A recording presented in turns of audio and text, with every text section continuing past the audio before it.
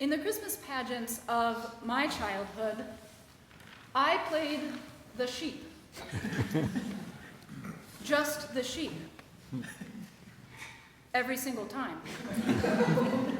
Somehow I never got promoted to shepherd, and I definitely never played Mary.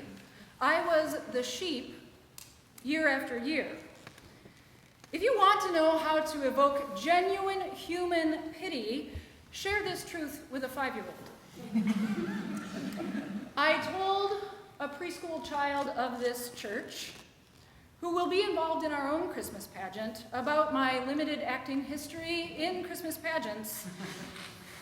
And the look on her face was a mix of tender compassion, a little bit of alarm and disgust, but mostly disbelief. I had somehow survived a childhood purgatory of really lame costumes, and I still turned out to love church. Because the sheep are the extras, right? They're not really part of the story, and neither are the cows, or that third donkey, or whatever other role the pageant director has to invent for the kids whose families show up on the day of rehearsal. These are the bit parts, and the costumes are dumb, not glorious. I hear this in the end of today's gospel, where, quoting Isaiah, the author of Luke says that all people shall see the salvation of God. That it is about the people. You really want the role of the shepherd or Mary or Joseph. But what if sheep are as much a part of a story of salvation as the shepherds are, as the young mother is? In today's gospel, if you dig into the Greek, there's a treasure in a broader meaning there, and maybe help for sheep everywhere, in that the Greek word that was translated today as all people, the Greek word is the word for flesh. It's the word sarx. And it means all flesh, that is, all the things that cling to our bones, whether we be beast or human, that make us alive. But it turns out that if you were speaking Greek back in the day, you might also have used this word, sarx, when you wanted to talk about material reality, about matter itself. It's the same word that we'll hear at Christmas in the prologue to John's Gospel, when the Word becomes flesh, the Logos becomes sarx. In the incarnation, Christ puts on humanity, yes, in Jesus' particular male human form with Hebrew DNA, but even more fundamentally, sarx, the word, is saying that God is coming to participate deeply in the existence of God's creation. Emmanuel, God with us, puts on atoms and cells and senses and hungers and all the connectedness of the whole creation. Because if we think about that flesh, mother's milk became it. And streams of water became that flesh. And fish and figs and wine and bread became that flesh too. And so in the incarnation, God is putting on all that sarx that came into being through Christ and in Christ and with Christ in the first place. Like wrapping God's self in an exquisite garment of warmth and color so that we can see her overflowing creative love. They call this kind of theological thinking deep incarnation. Christ's incarnation glorifying all matter, everything in the cosmos, lilies and sparrows and stones and foxes and fig trees and, yeah, sheep, glorified through Christ's incarnation. Gregory of Nyssa said it this way: by means of the flesh which Christ has assumed and thereby deified, everything kindred and related may be saved along with it. Because every bit of matter in the entire universe is wrapped up into the incarnation, the whole universe participates in the action that was the moment in this world of Jesus Christ. All matter will be transfigured. All of it will decay and die and be buried in a tomb. And in the end, it will all be raised up. The purpose of deep incarnation we will see in the seasons to come. The purpose of deep incarnation is deep resurrection.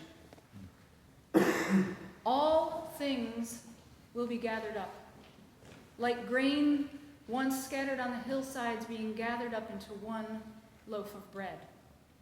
Every part of this cosmos will see the salvation of God, and every part of it be brought through Christ to its fullness, which can be found in the heart of God.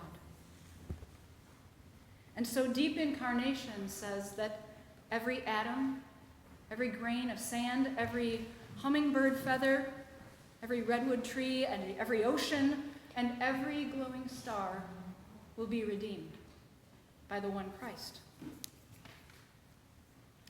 And also, every cancer cell, and every drop of human blood, and every casing of every bullet on every sidewalk, and every poisoned river, every burned home, every broken heart, these fragments too are being gathered up and infused with the so near to us love of a creative God. All flesh, beautiful flesh and broken flesh will see God's salvation.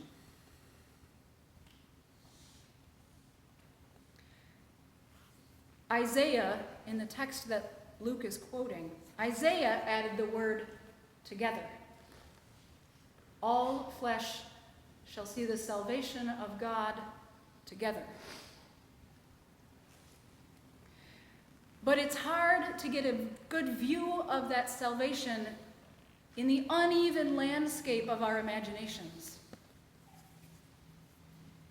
We think of ourselves, our human selves, almost as if we are atop a high mountain. Humankind has dominion that places us above creation rather than in and of it. And then down below us is everything that we might exploit. The valleys of fragrant trees, of gold and silver in the mine, of all the animals with their bit parts, and all the people we've been told have costumes dumber than the ones we got. The prophets cry out against this.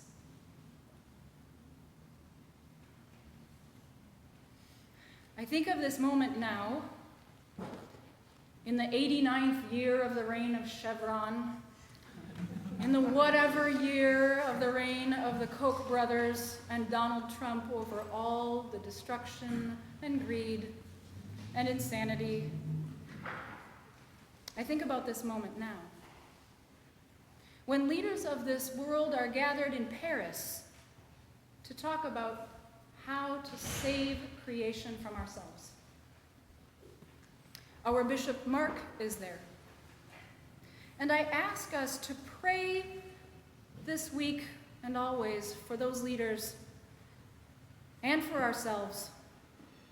To pray, maybe not for a solution yet, but to prepare the way with a change of mind, a change of heart, so that everything that we hold high in our imagination might be brought low, and everything that is low in our esteem of creation might be lifted up. Because wouldn't our work to heal the planet be so much easier if our view of everything together were unobstructed? And we could see all together the love of God incarnate in creation? Deep incarnation is the hope that I am hearing this Advent, and I need it. Like the poet says, when despair for the world grows in me, I find myself turning to the wild things. And there, I can see so clearly that our loving, creating God is still at work in the world, still in the world, so near us. If I can't see it in the human part of our story right now, I can see it when I walk in the hills overlooking the bay, and places are springing up green where they've never been green in all the years I've lived here. I've heard a story this week of the Glastonbury thorn. Do you know about this tree next to the cathedral in England, there since time immemorial, and chainsawed down by some angry person? Scions of it have been sent around the world and tended by school children. And this year, they're going to bloom at Christmas time. I see the gospel of the incarnation even in the photographs of the baby tortoises that are hatching on an island in the Galapagos for the first time in 100 years. I hear the incarnation in the story of an albatross, 64 years old. Her name is Wisdom. She went missing for a year, but now, just last week, she's come home to the mate who has been with her her whole life, and they've made a nest. And in that nest is an albatross egg. And the whole world is watching and waiting with her. Because, friends, Advent is not our invention. It is the invention of God. The blades of grass and the baby tortoises and the birds in the air may know more about the incarnation than we will ever know. And so, since I am the director of this year's Christmas pageant, I am casting myself as a sheep. If you are interested in a role, there may be one, perhaps the role of the lily, or the tortoise, or the supernova, if you're interested, or the loaf of bread. We'll work the costumes out. Or better yet, come as your own self in the flesh, because your costume has already been made glorious. And you and I and all flesh will gather at the manger to see God's salvation together. And we will know that there are no extras in the story of the incarnation, in the story of God's creative love overflowing and drawing near. So prepare the way for every person and everything. And come, Emmanuel.